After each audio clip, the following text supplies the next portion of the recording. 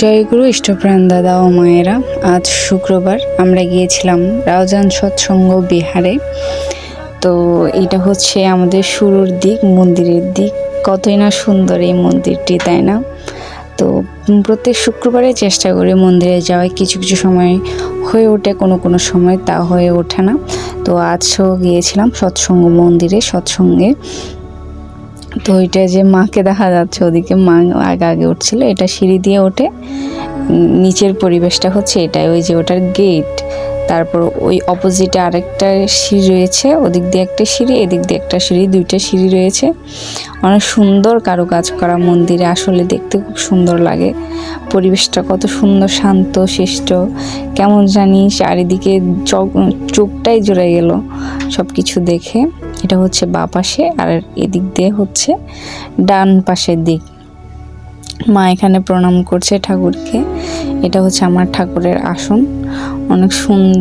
অনেক সুন্দর করে সব কিছু পরিপাটি, কারুকাজগুলো দেখতেও অনেক সুন্দর লাগছিল।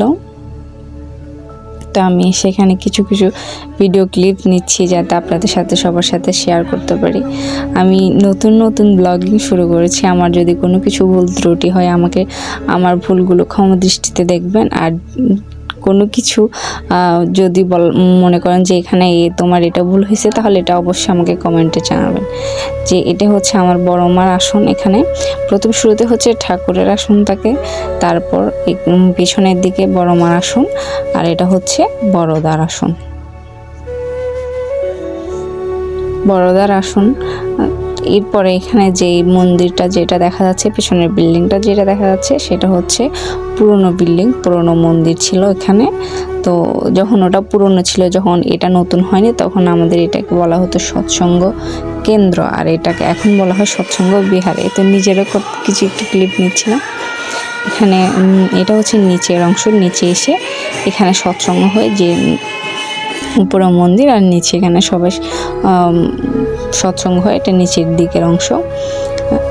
প্রার্থনা হয়, তারপর আলোচনা সভা, যা হওয়ার সব।